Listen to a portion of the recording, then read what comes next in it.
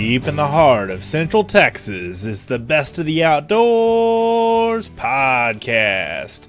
Brought to you by Texas Fish and Game Magazine, the voice of the Texas outdoor nation. I'm your humble host, Dustin Von Warnke, associate publisher here at Texas Fish and Game, among a lot of other roles that I play in the outdoor industry. So excited that you've taken the opportunity to download our show, stream it online, however you're listening. Thank you so much for doing so. Thank you for telling a friend. Thank you for giving us a 5-star rating on iTunes or whatever platform you found this on, and thank you so much again for tuning in and checking out our content.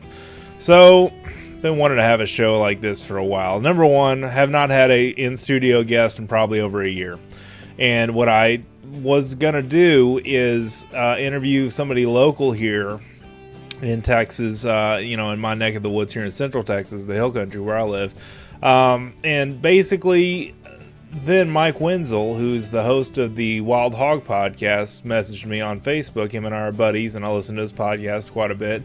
And he basically was like, hey, can I come meet you in Texas? And I'm like, yeah, sure. He was looking to come down here and possibly relocate down to Dallas or Austin or someplace like that, and in our neck of the woods. And of course, as a gracious host, I always love to have him. But I said, while you're here, only one requirement: you got to do a podcast with your buddy Dustin.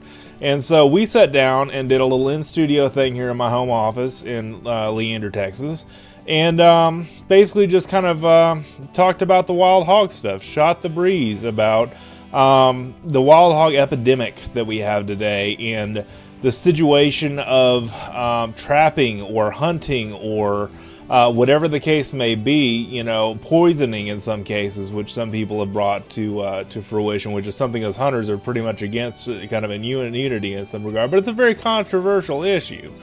And that's what I like about doing this podcast, is because I'm not afraid to cover the controversial issues. I just don't want to get into a shooting match over it, and I could use another term for that, but I just don't want to get into a war, of people that are for it or against it. And I'm going to release this podcast as well on the Texas Hog Hunters Association's Facebook page. And I love you guys all, Scott Dover and the whole crew over there, great guys.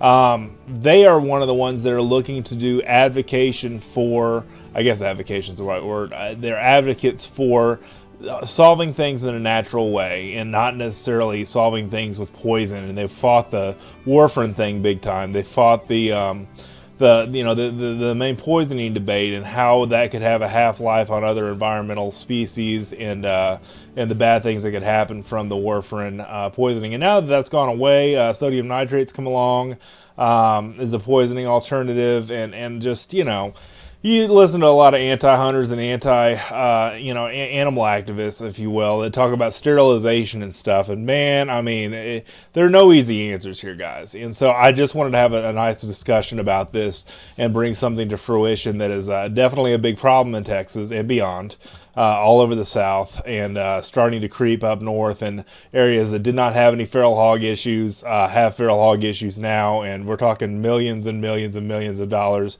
of crop damage and other kind of issues there. And I'm trying to do my part. I'm in the process of trapping some hogs right now on the property that I deer hunt on, by a cemetery close to where I live, about 30 minutes away from where I live. So I've got a game camp set up there, and got a trap that I just had set out there today with my friend. And I'm going to start trying to trap some and kind of eliminate some hogs that way, free range. And then obviously there's high fence hunting ranches that have hogs that are in an enclosed area that are patterned to feeders that you can obviously go shoot and get you some meat that way. Just a ton of different ways. There are farmers that that pay to have them eradicated. There are hunting ranches and stuff like that pay to that you pay to go hunt, and there's a whole debate on that. If the hogs are such a problem, why are people charging to go hunt them? And that's a whole nother debate. So, before I get it too far off in the weeds, I wanted to let you guys know I just came back from a fishing trip. This is the week before this podcast releases. It's Thursday evening that I'm recording this, and this podcast typically releases on Thursday, so it'll be the next Thursday that you hear this on. But I just came back from my buddy Larry Thompson with the Crosswater Outfitters in and Legacy Outfitters, two men's ministries, Christian men's ministries that we're a part of. And I'm part of Crosswaters, not Legacy, but I have spoken at Legacy events quite a bit. And basically, he took us out on a white bass and hybrid striper fishing adventure this afternoon.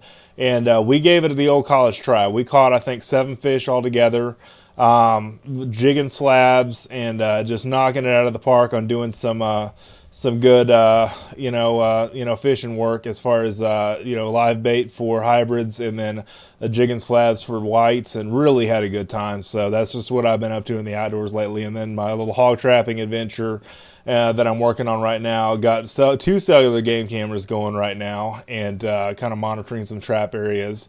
And just having a lot of fun in the outdoors, man. It's summer, it's hot. Try to get outdoors, in the heat, but before or after the heat of the day. I'm writing an article for the August issue about hunting with or fishing or doing any kind of outdoor activity and avoiding heat stroke or heat stress. And that's another important thing that I think needs to be discussed, because I learned in researching this article that I have for the August issue of the print and digital Texas Fish and Game magazine about things to avoid, things to look for in a person that may be experiencing heat stress or heat stroke, and some precautions to take, as well as some maneuvers and actions to take if you see that in a person, and what to do if you do see that in a person. So anyway, good information there. If you've not done so already, subscribe to Texas Fish and Game magazine. It is low cost. It's about $20 a year. You get the digital edition, you get the print edition mailed to your home or office, and you get our newsletters if you sign up at fishgame.com 3 days a week, Tuesday, Wednesday, Thursday. And got a lot of great information for you guys there. I'd love to have you guys as readers if you're the first time hearing this show, or if you are interested in learning more about Texas outdoors and beyond. We really have a great magazine. I think you'll really like it if you subscribe and read a few issues. So anyway, without further ado, I know I'm kind of dragging it on here, but I love you guys. I just want to thank you guys so much again for listening. If this is your first time, just hang on. It'll get better, I promise. No, I'm just kidding. This is a fun therapeutic way for me to express my creative abilities in the outdoor realm. And we talk about hope, inspiration, the outdoor lifestyle, everything that encompasses Texas outdoors and beyond. And I just really want to thank you guys so much for tuning in. So here is my interview with Mr. Mike Wenzel in my home studio. Here we go. Joining me in the studio, Mr. Mike Wenzel from, can I say, the Wild Hog Podcast? Yep. It's a little bit of a siesta right now, but that's okay, right? Yep. I haven't had an in-studio guest in I don't know how long. I mean, it's probably been over a year. So thanks for coming in and joining. Yeah, thanks for having me. I'm actually looking really seriously into moving down here to Texas from Indiana, and I miss hunting a lot, and I think Texas is one of the best states to go hunting in. So I really love Central Texas and all over. And I'm just looking forward to coming back. But thanks for having me again. Sure. And this is your first time on the Best of the Outdoors podcast, so welcome. And you hunted down here for a number of years when you were stationed at Fort Hood. Give us a little bit of background there. Okay, well, I actually started my hunting experience after my second tour from Iraq, and I got into deer hunting, and I was so impressed. I loved deer to go hunting after that, and then I had an interest in how hogs were destroying a lot of the land out in Texas, and why they were reproducing so fast, and it's open season. So I decided to just go out on a hog hunt with a guide one time, and this was in Burnett, Texas, and he actually had me on a stand. But first night I was out, I didn't get anything. This was at night, but then on the second night, I was sitting on top of this stand, and I got my first hog at night, and that was a pretty interesting experience. The only thing I would advise is if a landowner wants you to take only a boar, I would not do that, because then I just took my first shot at the first hog with my light. Like a normal person would. Yeah. I would not, and after that, the landowner would only let me hunt varmint. So right. So learning experience, please do not hunt hogs like that. I would either don't don't do it if you want to avoid that. So that would probably be my lesson that I would give to you. Right. No, that's good. I mean, it's, we just think in Texas we're so overrun with hogs. I mean, it's one of those things that everyone you kill, like 4 show up to their funeral, I mean, or more. Yeah. Every sounder can start reproducing at 6 months, it can reproduce twice a year for the most part. I mean, hogs are just an interesting, and I showed you some game cam pictures the other day. I've got 6 coming in, 4 shoats and 2, probably a boar and a sow, maybe 2 sows, but it was 6 hogs altogether, and free range. I just can't pattern when they're going to come, so I think I'm going to go trap them, and do that. But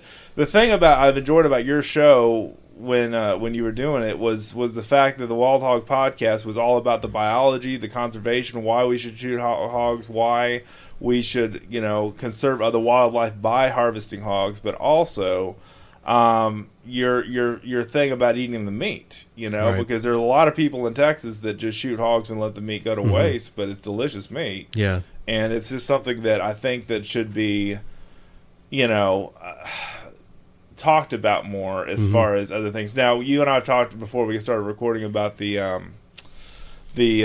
hog poisoning debate, which was a couple of years ago. I didn't cover that much on the podcast. I did, I think, a show on it once, and then it was kind of went by the wayside. But I mean, what do we do? I mean, I've heard a lot of people say about the wild hog population problem, we can't barbecue our way out of the situation. I think it's too late. I think Texas might be blessed and might be cursed, but I mean, if there's a shortage of pork, there's always hogs to hunt in Texas. So there, I also wanted to add that you have to be careful about the meat. I saw that in an article where if there's green stuff on it, that might mean the meat is diseased. Okay. So I haven't heard that before, but that's good to know. But yeah, there's articles that talk about how you have to carefully inspect the meat if you're going to butcher it so you don't get poisoned. Right. I heard about in New Zealand, a family got poisoned from boars that were sniffing around some poisoned areas, and they can go around anything. And it taints their meat, in other words, then, right? Yeah, so you got to be careful of what you eat also. Kind of like if a coyote eats a hog, you don't really want to eat that hog because it may have, coyote issues. Yeah. And that's the thing, that the warfarin deal was about poisoning hogs with the blue stuff, and it turns the meat blue. And I could just imagine somebody harvesting a hog, not knowing that, taking it to a family that didn't know any better. And then, of course, most people wouldn't eat blue meat. There's something wrong there. But the half-life of warfarin, the half-life of poison that you would poison the hogs, that's my main concern, is the environmental impact. And Chester Moore, our editor-in-chief of the magazine, was saying the same thing about, the half-life of whatever eats whatever dies, and then whatever eats whatever that kills, and then whatever eats whatever that kills. I mean, it's a Pandora's box, in other words. You're right. Yeah, it's very interesting. Like, hogs will eat almost anything, and it's very. Yeah, you almost have to really study and make sure that the meat that you're going to be eating from a wild boar is exactly safe. And it's cooked all the way, too. That's very important as well. Now, commercial pork, a lot of people don't know this, but commercial pork, you technically, because they've killed all the trichinosis and brucellosis and all that other stuff out of it, they've killed all that stuff. And basically, they have what's left is you can actually eat pork a little undercooked. Now, I'm not talking about rare. I'm just talking about a little rosy or a little red or a little pink in the middle. But, feral hogs, most of us smoke it or grind it or do whatever with it. And the meat, you want to make sure you cook all the way because of the brucellosis, trichinosis, and that kind of stuff that you can contract. But, I mean, the same thing on the other side of things is that, it's a great protein source. It's lean. It's good meat, and you know that as well as I do. But the other side is, we could probably, this is my joke all the time, this is awful to say, but we could probably solve world hunger with our feral hog problem. But the Muslim and Jews can't eat pork. Right. Yeah, isn't that ironic? They consider it unclean. Like, I was in the Middle East in Iraq, and I actually saw a herd of wild boar running around in Iraq off in the distance, and that's hilarious. I think they were only good for killing ISIS militants from my point of view. But I don't know if you've heard that story or not. I have. But yeah, they're.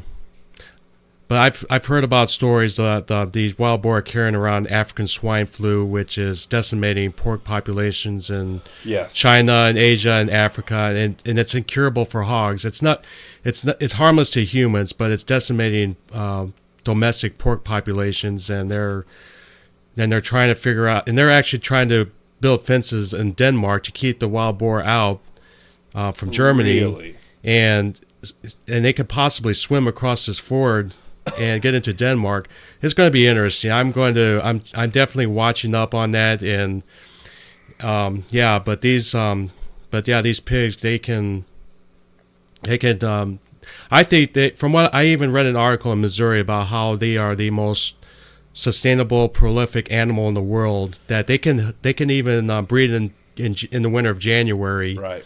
And nothing will stop them from reproducing. But wow. Yeah, it's pretty amazing, like what these hogs can do, and it's up in Canada as well. They're having a tough time with trying to manage their wild boar populations in Canada, which is exploding, like in Texas, like everywhere else. And I mean, the thing is, I mean, the reason why I wanted to have you on is because you have such a depth of knowledge of news stories and stuff that you've read over the years that you bring to your podcast, guests you've had on, all kinds of different situations that you have going on, that basically are all about the issue of wild hogs and how prolific they are. My whole joke is that there's three things that would survive a nuclear apocalypse, and that would be feral hogs, fire ants, and cockroaches. They actually, in Fukushima, Japan, where that nuclear disaster was, they were actually coming down from the mountains and reproducing like crazy, and they're called radioactive hogs. Feral hogs. You're right. And they can't, and the Japanese are trying to get hunters to hunt them, and they're just spreading like crazy in that part of Japan. So they're having these radioactive hogs running around. You can't eat that meat. Yeah, right. So, I mean, it's just one of those things that radioactive hogs. Yeah. I didn't think we'd be talking about that. You could probably search it online and find articles on them. Yeah. I'm not joking. No, no, you're not. This is all real stuff. And that's the thing I like about your show, is because it's real, it's relatable. Because it's all kinds of stories and stuff about why wild hogs need to be controlled. But what's the solution, Mike? I mean, is there a solution? Is there a hand grenade that you throw from a helicopter? I mean, I seriously don't know. I mean, anything's just about legal for harvest these days. Well, obviously in Texas you can hunt helicopter. Yeah, helicopter hogs. So I mean, but I was telling you before we started recording, the Todd Huey, Lone Star Boars, and I wanted to bring up his YouTube channel. He's also on Carbon TV and a bunch of other places, but he's a former law enforcement guy. Just went to YouTube full time and doing the hog hunting full time, but he hunts with night vision and suppressors and has Silencer Shop and all kinds of other sponsors of our shows that have been on our show that he has basically doing on his show on his YouTube channel. And basically his whole deal is, one of the things they do is go out there and shoot hogs off of a UTV, a side-by-side UTV, rolling through there and keeping up with the hogs running beside them and shooting them. Yeah. And he was playing The Flight of the Bumblebee in the background. He's got a video on YouTube about this. And I'm just like, that was efficient. He was going with a group of guys, I think, out of Lubbock, that were basically harvesting these on cornfields and stuff like that, where they were eating. You talk about efficient. It's like a helicopter on the ground. Oh, yeah. I love to experience that type of hunt. When I plan on moving down here, I would love to connect with people who actually do that. And yeah, just do that kind of eradication. That's not even hunting at that point. And that's one thing Todd says in the beginning of all of his videos. This is not hunting. This is eradication. We have a problem here. And if we don't take care of the problem, and a lot of times the meat goes to dog food companies. It goes to people that, but his other joke is that, nothing ever really goes to waste in nature. And technically it doesn't, because, you've got other things that are going to eat that hog. But the thing when you get to the poisoning idea is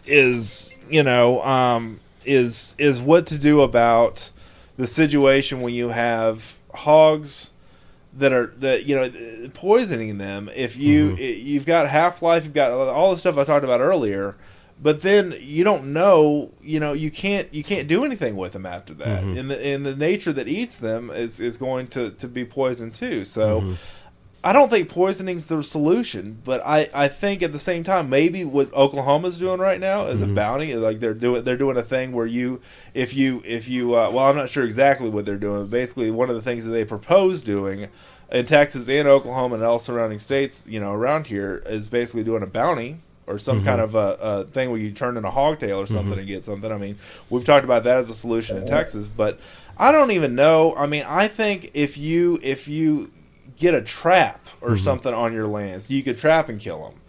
I just think there's better ways than poison. That's my whole point. Yeah. And it's a whole debate, and I don't want to get in a whole thing with it, but especially with the listeners of this show. But I mean, I think overall, I think we can unify in doing something together to manage the problem. Yeah, I'm sure that they're studying ways, and when they're trying to test the sodium nitrite on the hogs, and they're trying to determine how that might impact the environment. That might be an effective tool.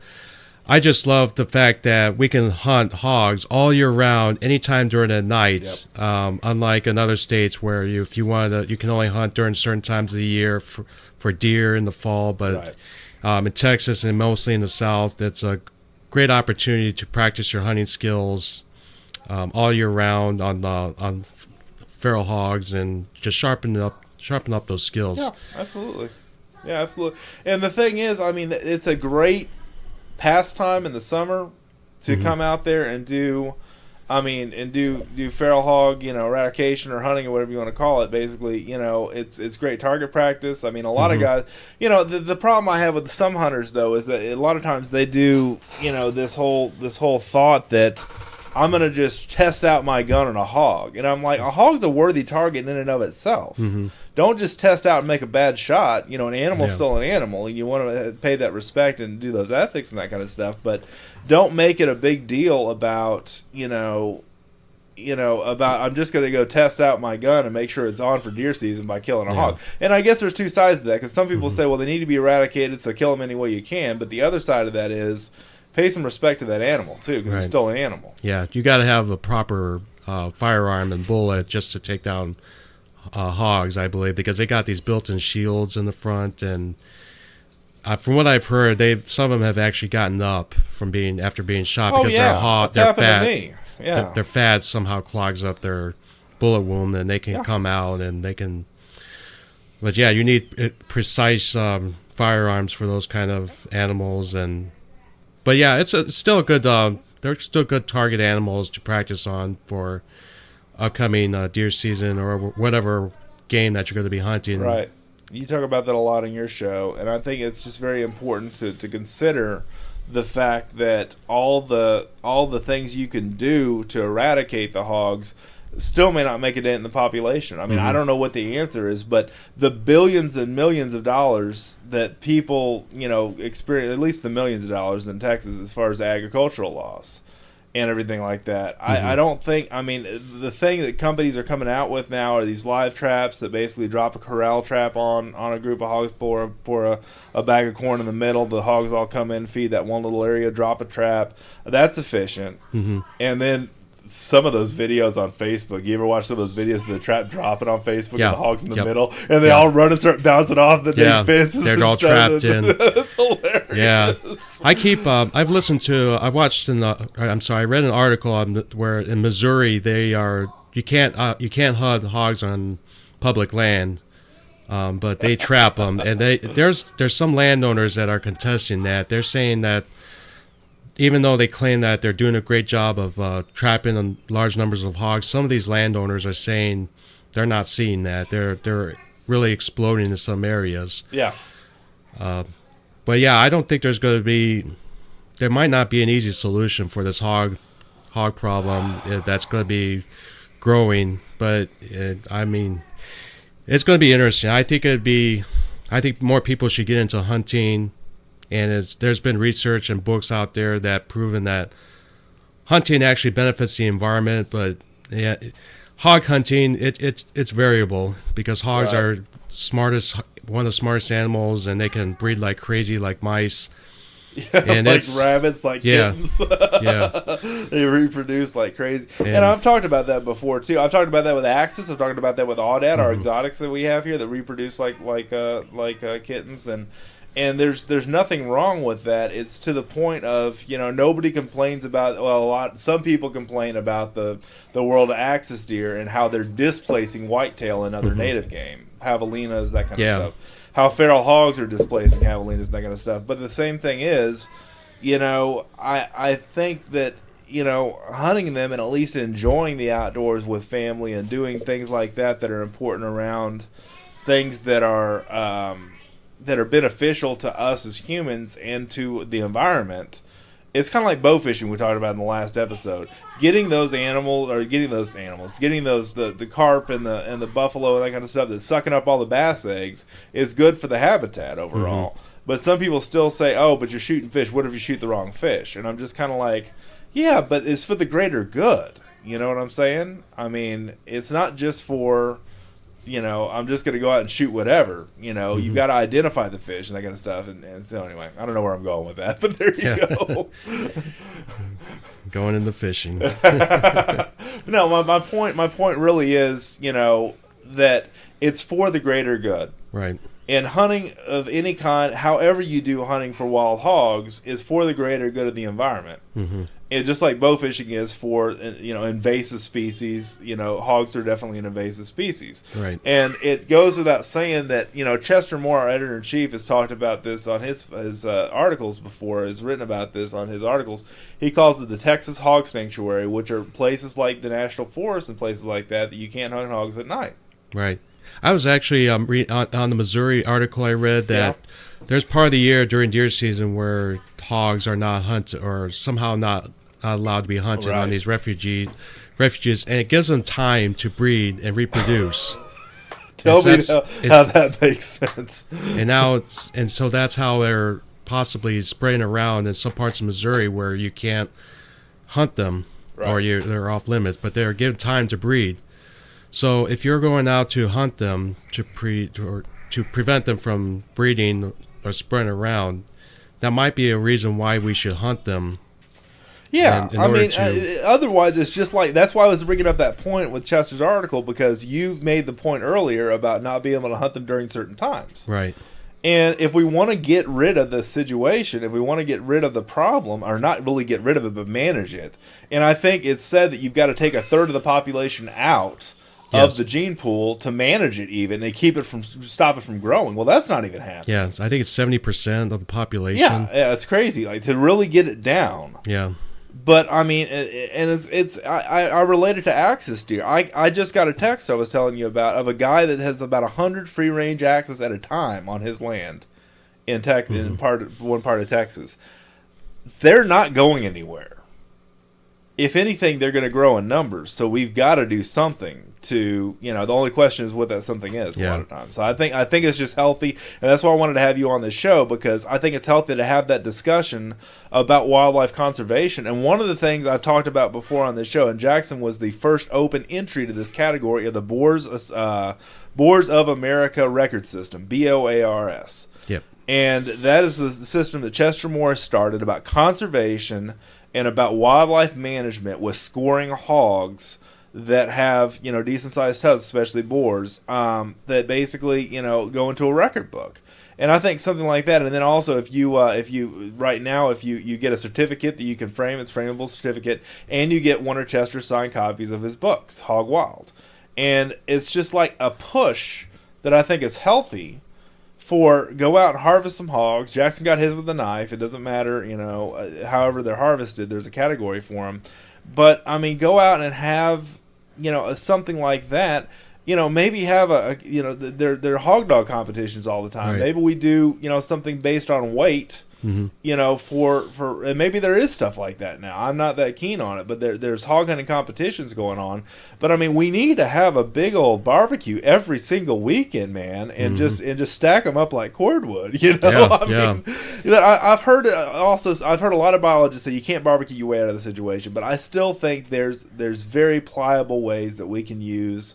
And the boar scoring system is the one that I brought up because it is such an awesome system that basically helps eradicate hogs, but also give power to. Jackson's ego was huge after he got that certificate. He felt so proud. I was so proud of him as a dad, that he got a hog, Right. and that he got recognized for it. So I think recognizing harvests like that and recognizing things that are going to be, that are going to be beneficial for the environment by also taking hogs out of the environment is good. Right. And there's some areas where you can't set up traps that you're probably going to have to use dogs in order to flush them out to keep them from staying in those areas and breeding. Right. And so that's another reason why I believe hunting would be another viable option in order to control their numbers from spreading around in certain areas. And I believe, I don't know where Chester got this from, but one of the things he talks about a lot with our sales meetings that we have with people is hogs have surpassed deer as far as harvest now. Mm-hmm. People have killed more, which is no surprise. But, I mean, the fact that you can hunt them year-round, you can hunt them during night. There's some states you can't hunt at night at all, like you were talking about. But, I mean, what are we stopping people for? I mean, in other states. In Texas, it's the Wild Wild West out here with hogs. But not in some of the refugee areas, that are off limits for hunters at night. Right.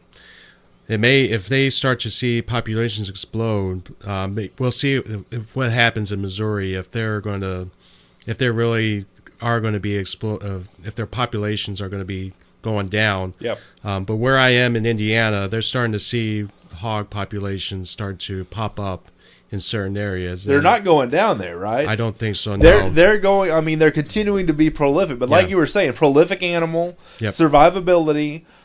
Feral hogs, goats, and cats are what I understand can be the most. They can turn feral and they can survive the best feral. Yep. Feral hogs are the biggest problem because they're so prolific. Yep. And sows can start breeding 6 months. 6 months. Yeah. 6 months and twice a year. Yep. Yeah. So it's like an exponential problem that is going to be spreading in the years to come, and it's going to be an interesting solution or interesting situation that we're going to be faced with. But as far as we hunters are concerned, it's going to be a lot of fun hunting them, and for sure, and having the barbecue. And that's what I love about your podcast is it's all about the let's go out and get them, guys. That's your call to action with just about every show was let's cook the meat and have a party. Let's eradicate, because it's a big deal, and that's why I honor you about having a podcast strictly dedicated to hog hunting. And I know you want to kind of get that restarted as far as having it more about hunting and stuff, but I mean, I think it's people like you that I love about what you're doing and what Chester's doing and people like you are doing is that you're advocating for a problem to be solved. Right. As well as having fun doing it as well. For sure. Absolutely. And that's part of the deal, but I'm just saying not everybody's doing that. Right. And I think more people need to get educated in the benefits of hunting, because I believe I think there's some areas where hunting is actually going down and people are kind of having different views on hunting. Yeah. So we need to get more into educating people about how hunting can be fun and how it's beneficial to the environment. Right. And I mean, we were talking before the show started. People that believe in, that hunting is bad, let's say, anti-hunters are people that are just on the fence. The people that are anti-hunters, I know, probably cannot be swayed this way at all, but look at a country like a continent like Africa, not really the most prolific place in the world. Right. If it wasn't for hunting, it would be a lot worse. Mm-hmm. Because you feed the villagers with the meat you harvest, the money that's brought into that village, the conservation as far as the prolific nature of those animals. If there was no hunting, or hunting was not there, everybody would knock down all the fences and kill everything, and there'd be nothing left, and they'd really starve. Right. I mean, that would be a big problem. But I'm just saying a lot of people don't look at that side of it. They go against SEI and DSC and HSC and all these other conservation organizations that are all about, Safari Club International and places like that are really looking to do anti-poaching legislation and that kind of stuff in Africa and those kind of things. Hunting is the reason why there's value on those animals' lives, and that's that way in Texas. I don't know if you're familiar with this, because this happened back when you were around here. Oryx, Dama Gazelle, and Addax. Do you remember this with the exotic world? they were on the no-shoot list. They were on the endangered list in Texas. I don't know if it's the endangered list, but you couldn't hunt them without a permit, okay? And the thing is, Ted Nugent and other guys came out and basically advocated for, hey, hunting is the reason why these animals have value and why they're prolific in Texas to begin with. Yep. Hunting is the reason why there's value. And I've made that point on this show. I know a lot of you listeners that are listening to this have heard this before, but the thing is, I mean, that's the biggest thing that, and especially when you talk about Hunters for the Hungry or Hunters Harvest or places like that are taking the meat. I talked to a bow hunter the other day that had a program, I believe in Virginia or West Virginia. I want to have him on the podcast too, and he basically, had a lot of anti-hunters come out with them because they were in neighborhoods and parks and stuff like that doing urban hunting for deer control. Right. They didn't have hogs as bad, but I'm just making this point. And basically, what they said was, we're using the meat to feed people that are needy. You can't really fight against that. Right. So what I'm trying to do, I know anti-hunters typically don't listen to the show, but for the hunters that do, and for the fishermen and everybody else, all the outdoorsmen, that's the best ammo right there. That's the best medicine right there for people that are against hunting is how we use the meat. Now, there are some organizations, one of which I don't know if you've ever heard of Hogs for a Cause. They were just on the Mike Huckabee show. And basically they spread the gospel of Jesus Christ. They spread God's message through feral hogs. They take feral hogs from helicopters that are helicopter slaughtered, that are shot in the helicopter. Yep. They take them to a professional USDA processor. They process the meat into a little 1 pound. So their whole thing is spreading the gospel 1 pound at a time. Oh, wow. Yeah. What a great idea. Yeah. I mean, Dave Hain and those guys over there just do a great job. Christie and the whole gang over there at Hogs for a Cause. I mean, I've written about them in the magazine, but also I think drawing something like that is actually not just part of the solution, but part of the greater good. Right. And that's where I'm going with all this stuff. Like I was saying earlier, it's about the greater good of what you can do for your fellow man. And I think hunters are actually they contribute more to the environment financially. Absolutely. And some of these other anti-hunters hunting organizations don't do anything to help out with the environment. What's the last thing that an anti-hunting organization has done to benefit? Look at the hunting license sales. Look at the taxes that we pay on our hunting gear. Yep. I mean, all of our hunting gear we buy. The Pittman-Robinson Act, I think is what it's called.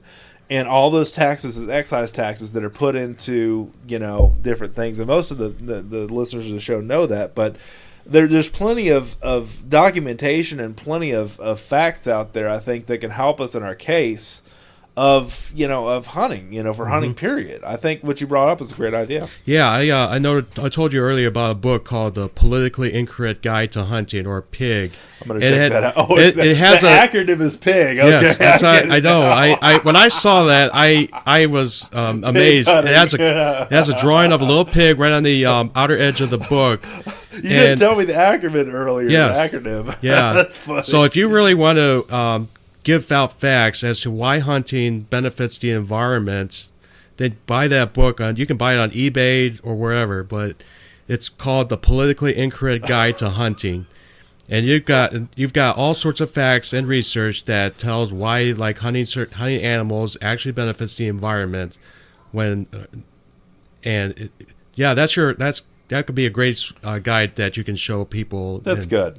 Yeah. That's good. I mean, it's a solid point to make because a lot of people, think poisoning or sterilization. You remember the deal with deer sterilization years ago? That's what a lot of the anti-hunters want to do is sterilize the deer. Yep. They're just going to grow more deer. I mean, you can't sterilize them all. Yeah, what are you going to do? Put a dart in them and sterilize it so it doesn't reproduce anymore? I think it's going to cost a lot more. That too, yeah. It's actually in the Politically Incorrect Guide to Hunting book. I think they talked about that. But why not why not go hunt the deer, harvest the meat, and give it to needy people who need it? Yeah, for sure.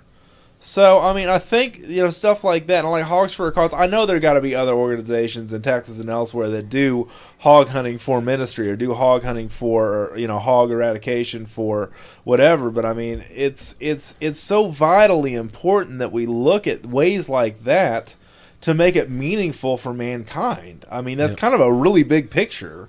But what Hogs for a Cause does is basically, and I think their website's like hogsforacause.org. I'll put it in the show notes. But what they do is a simple example of, you know, feeding people and spreading a message. Yep. With you know, with it, and it's kind of like the saying I used to say when I hunted hogs a lot back in the day was we're taking nature's problem and making it into a tasty meal. You know, I mean, so there's nothing like nature's meal. It's more natural, no hormones, or any stuff. No any of that stuff. You make sure you cook it right and you're in good shape. And I mean, it just gets to me, man. I mean, it just gets to me. So I mean, that's the thing that I think that people need to realize is that, you know, there are other things you can do besides just letting that hog lay. There's places you can, you know, there need to be more places where you can donate them and stuff like that. That's the one thing I wish Hunters for the Hungry would do more of. Right. And then, you know, even though I love that organization and support them, and, you know, Hunters Harvest and other organizations like that, from what I understand, do take feral hogs. But I mean, it's just a simple thing. But your neighbor, I mean, there's plenty of times a lot of my friends that shoot feral hogs, they give to a needy family they know.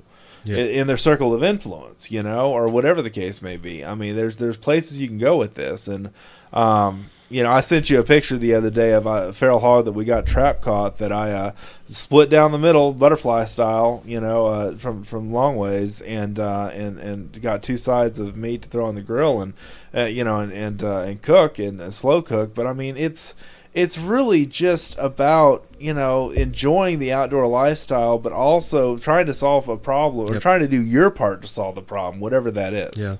Yeah. From what I've heard in China and Asia, this African swine flu, and in Europe, it's decimating their pork population. The price of pork might be going up because of the shortage of pork because of that. That's not here though, right? That's only in the African Asian continent, right? I believe so. Okay, I was just curious. You know more about that stuff than I do. Yeah. I don't follow the news as close as you do, but that's fascinating. Yeah, and so maybe there might be a big demand for wild boar in the future, like China or some of these other Asian. It's the number one protein choice around the world. That's interesting to know. Yeah, and so if they have a big demand for pork in that part of the world, maybe there might be maybe trapping them or hunting them to bring live to send them over to that part of the world where there's a huge demand for pork. It could be something to look into, and why we should be hunting and trapping these hogs, and maybe making an industry out of it or something. It's an idea that just came to my mind. Well, and to your point, there are buying stations in Texas that will take, I mean, and I think that the going rate was really low for a while, but as time's gone on, that you can still get some money as not a bounty, but you can get some money as a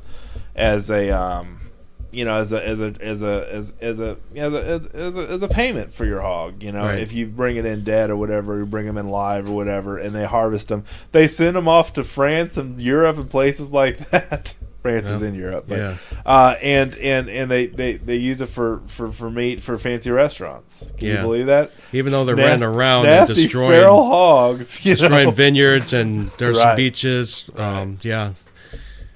Well, and that's the thing I like about having you on the show, because you study all the stuff that's going on in the world. I mainly am Texas-centric, you know, and then U.S.-centric, but you're talking about stuff from all over Missouri and Indiana and all over the world, all over the nation and all over the world, because I didn't know it was the number one protein choice in the world.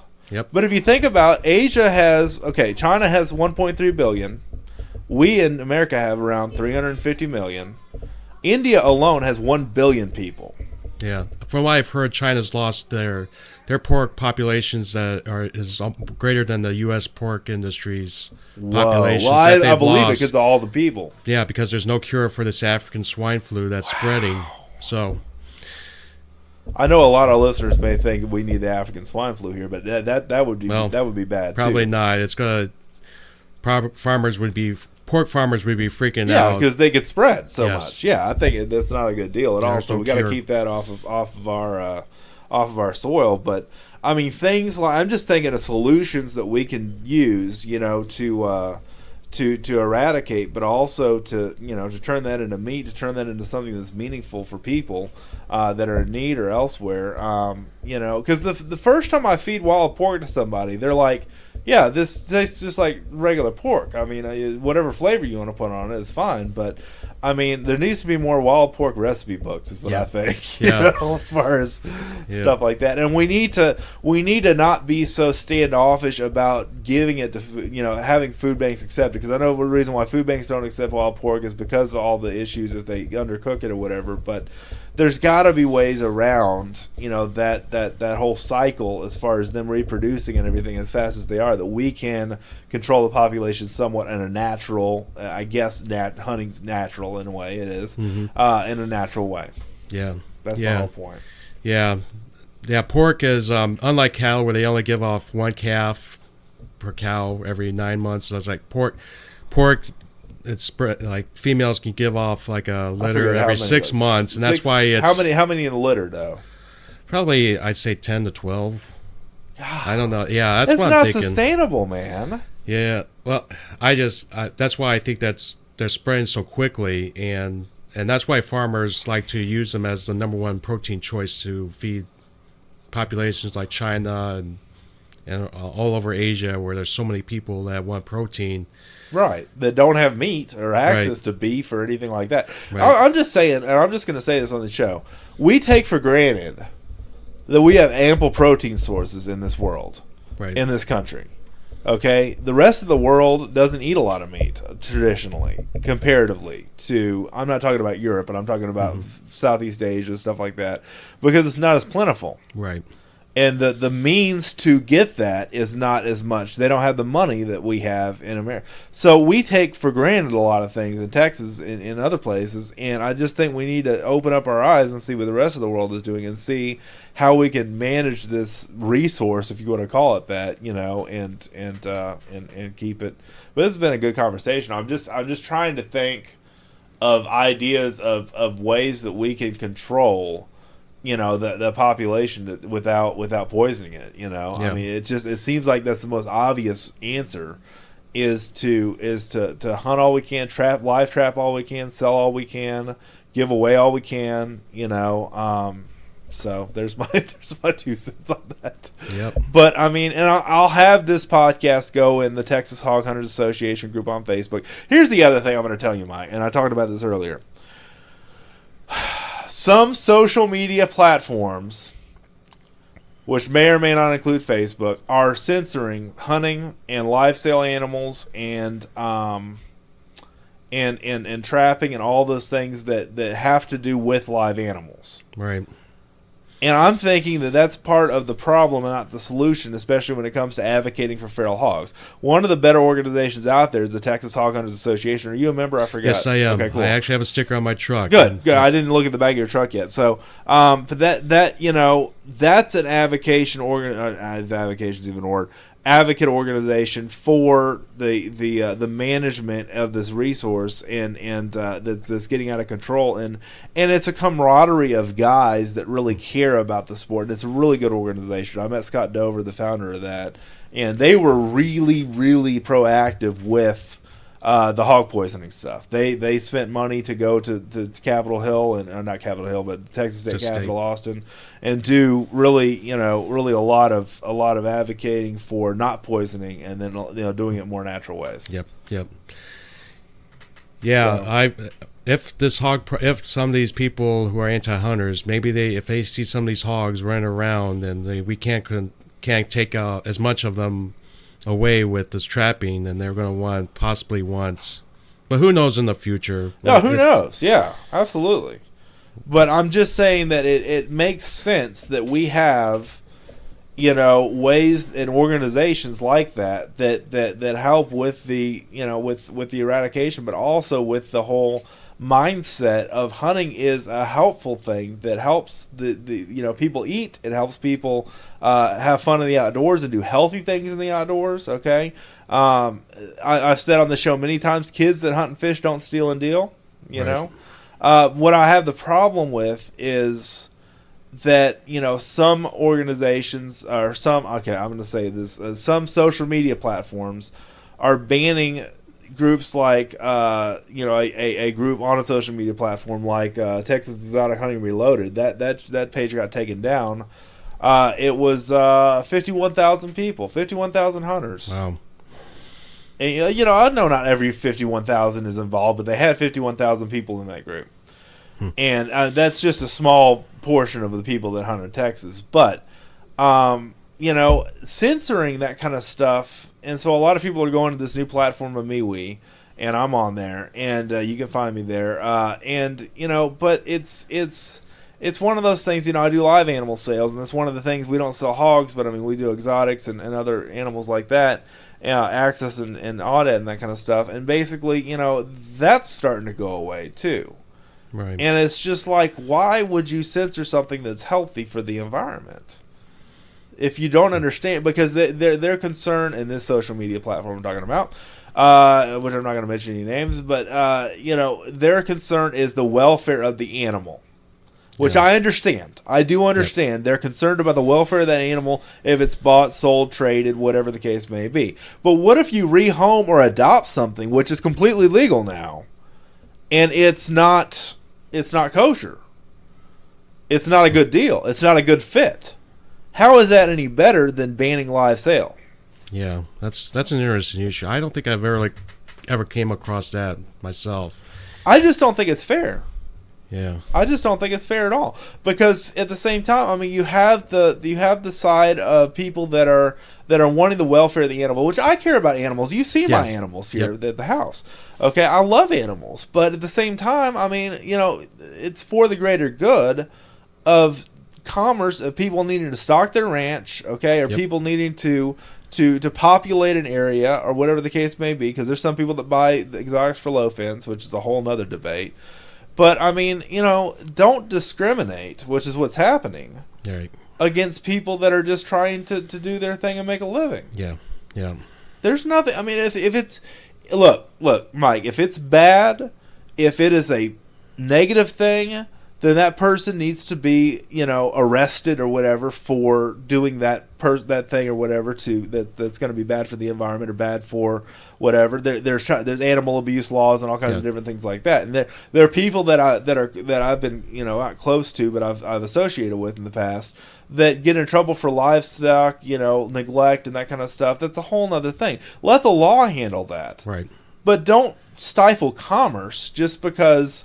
You know, and I personally think live selling, you know, hogs in traps, you know, that are trapped in that kind of stuff, as long as they're going to other places, you know, that are going to slaughter and that kind of stuff, you should be able to live sell those too. And that's not done on Facebook very much, but or other Instagram or Twitter or other places like that. But it's one of those things that I think, you know, is let the law handle things the way the law is designed to handle it. Don't stifle somebody because they're.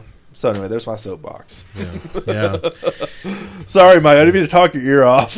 That's okay. I'm just passionate about that. That's all. Yeah, that's something new I learned today. So yeah, always something new to learn about with nature and hogs in particular. And, well, you've taught me a lot. I mean, listening to your show has taught me a lot about what's going on in the world of hogs. It's not just about what's going on in Texas. It's with the rest of the world, the African swine flu. I didn't know anything about that before. I've heard about it from your show, but anyway.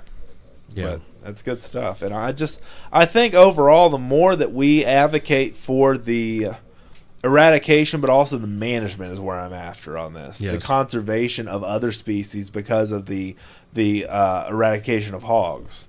Right. That's important, and that means something. So yeah, we have to be vigilant in our role as hunters. Yes. And how we actually are a part of nature. Yes. And why exactly. That's where I'm going. Go ahead. Keep talking. And why we have to back up the facts that was done by research, like from these books that I told you about, and we have to really show people about the benefits of hunting. And I understand some people are sensitive to deer being killed. They don't want to see animals die, but it's all a part of life, and it's been supported by nature, by research. But it clearly shows that hunting is a beneficial activity. Just like when these state parks, almost every year they do their research on deer populations, and they have to cull the deer in order to reduce them from eating too much plants out there and decimating the environment. Right. So hunting is a necessary tool to help control nature in particular, and it shows by the research from so many years. So don't ever be ashamed to tell anybody that you're a hunter, and if people think that you are cruel or something like that, you can always tell them that there's the research out there that backs up the benefits of hunting and why it actually benefits nature rather than doing nothing at all. Right. And if you have you have exotic meat, if you have white-tailed deer meat or anything like that, your food bank typically will gladly accept that. And when you make the point that it's not necessarily a hog that you can give to the food bank, because you can't, but feral hog, but I mean you can give away other meat that you're helping the greater good. I think that's hard to argue with. Yeah, you're feeding families who need protein. Right.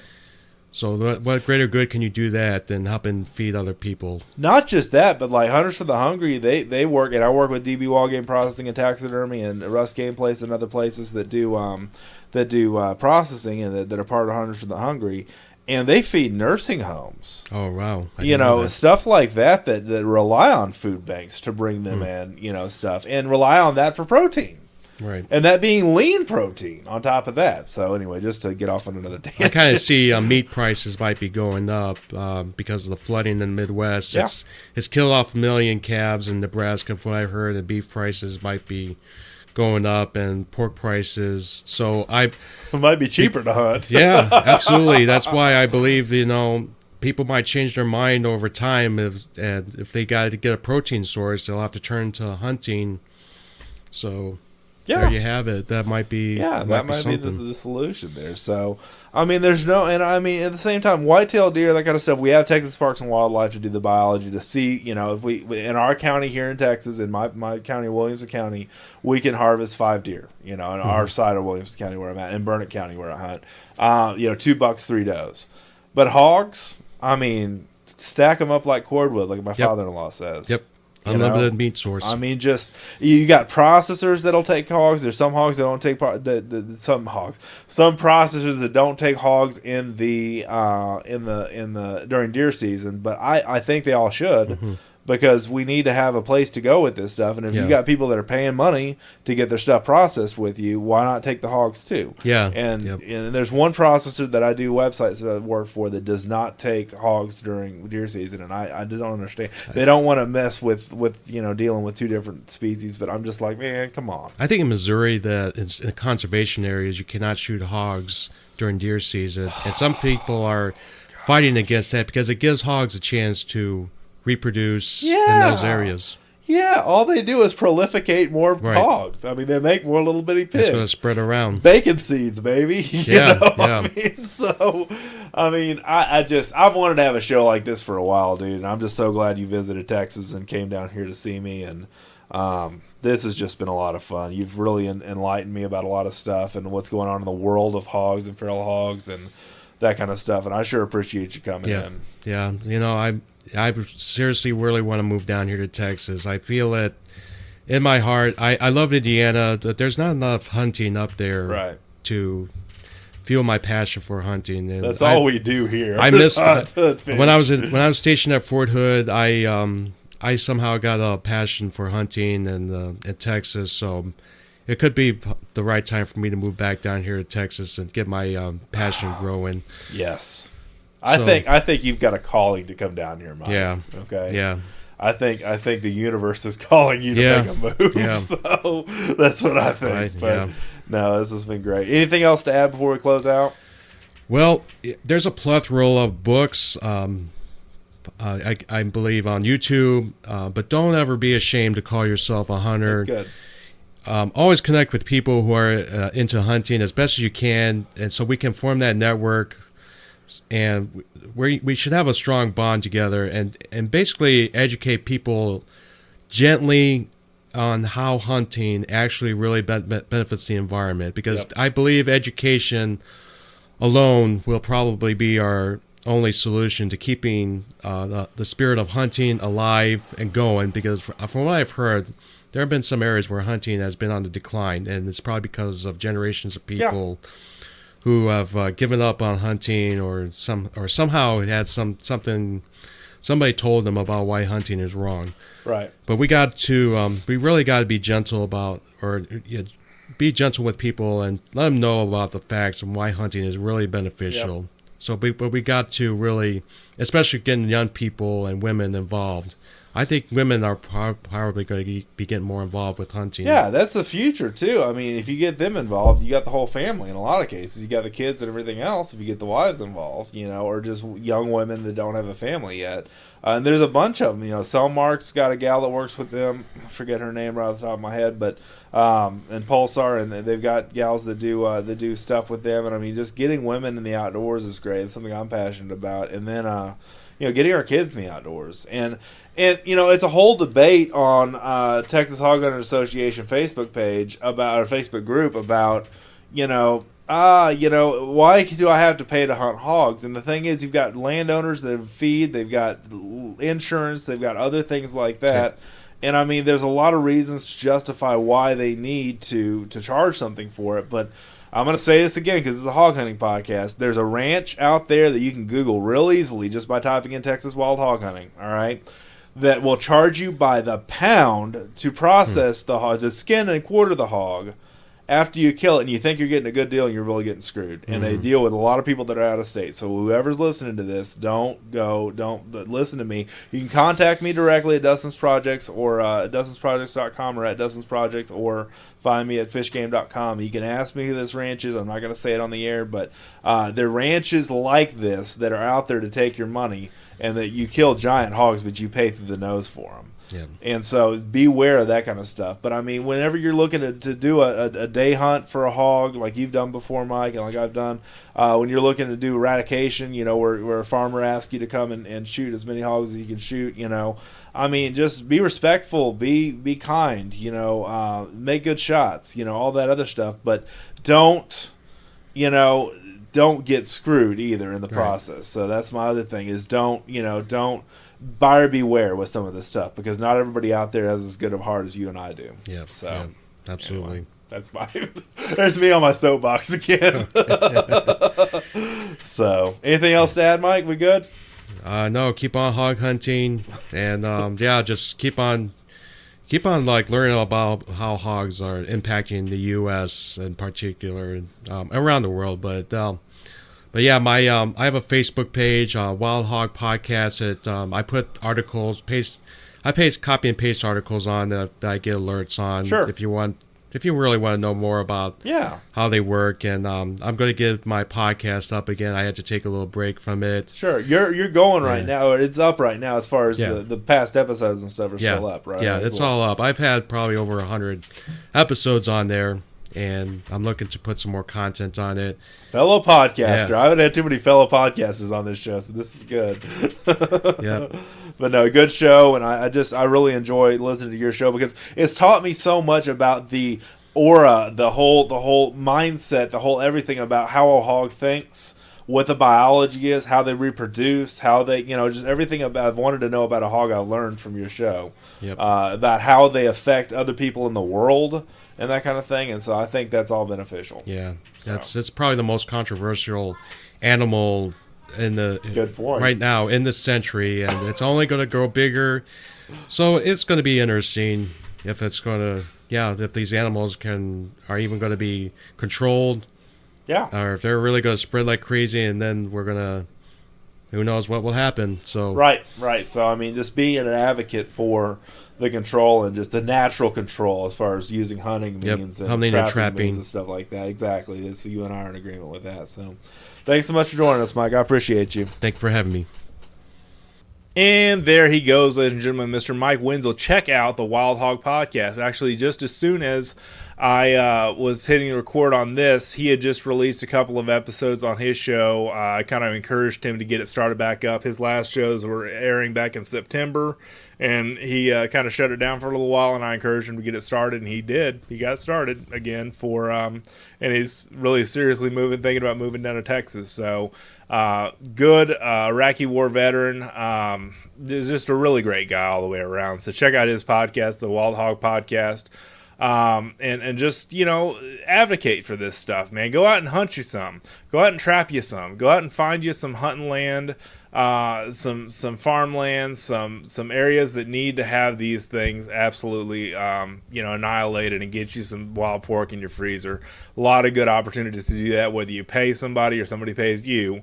However that works out, and most of the time that you end up paying, to hunt wild hogs, is that being kind of a microcosm of this whole thing. But I mean, it's really, there's landowners that have insurance costs. There's all kinds of other factors that go into why we don't let you just go hog wild and kill all the hogs you want to on people's land, because there's insurance. There's a wide variety of different reasons why people, and it's a whole debate on that on the Texas Wild Hog Hunters Association. It's an interesting discussion to have.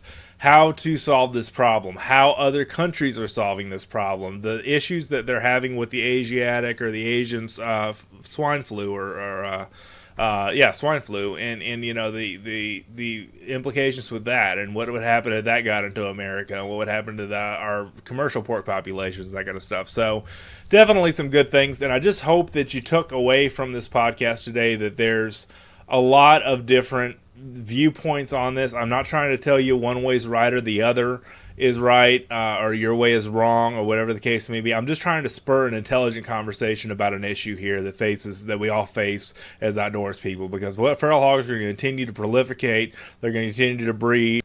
And the question remains, what do you do about it? And, like I said, I think we can barbecue our way out of part of the situation. I think in some ways it may be too late, like Mike Wenzel said, as far as things that we can do under natural methods of hunting and trapping and shooting and eating and all that other stuff. But there's a lot of great organizations, like I talked about in the interview, that, Hogs for a Cause. Go check them out.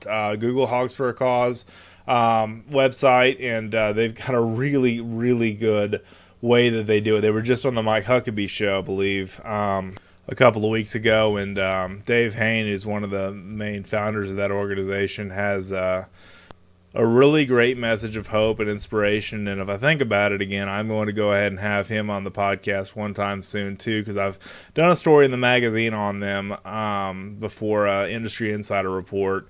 And really, just some great opportunities to serve, people that are in need of some hope, and to turn nature's problem into a tasty morsel of food to give somebody hope and inspiration, and something that they can eat, something that they can take forth and enjoy and use as nourishment and protein.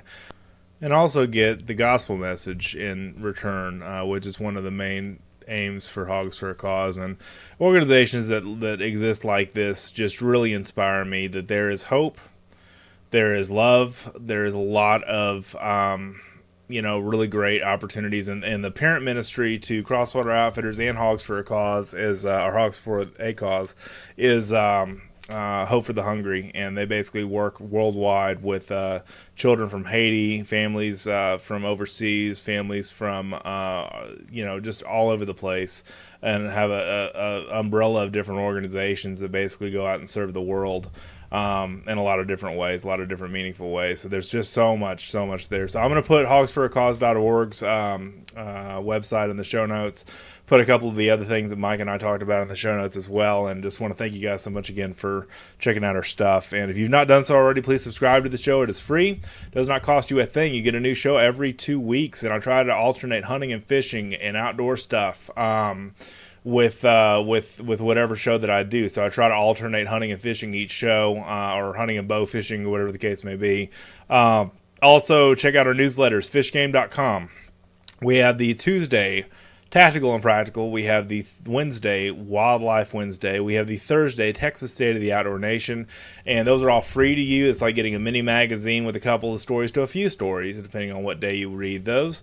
And then Thursday is kind of the summary of all the different stories that we cover, and I write some of those. Actually, some of those are coming out. I've got a hog hunting ammunition article that's coming out in a coming newsletter, so be on the lookout for that. Fishgame.com, check it out, the blog, or you can check out the newsletter that will lead you to the blog.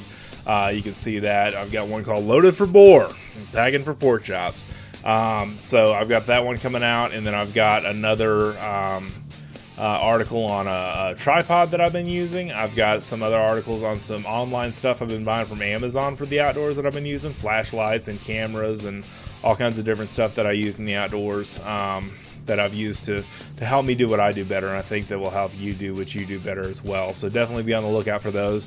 Again, tell a friend about the show.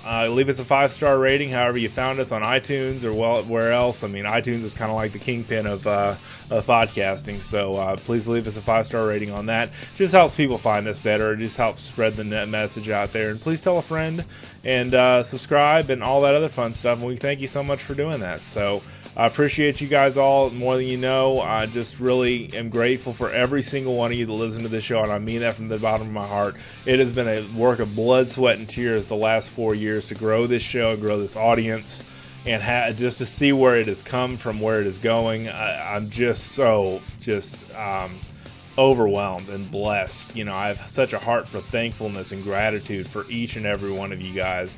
And this is just a great outlet for me to kind of get my creative juices flowing. And I don't think I'm ever going to run out of stuff to say. I always thought when I started this podcast, well, what if I already covered everything? And I'm like, there's never going to cover everything. You're never going to cover everything because there's so much to talk about in hunting and fishing and saltwater and freshwater and hogs and deer. And I mean, all that stuff encompasses the outdoor lifestyle.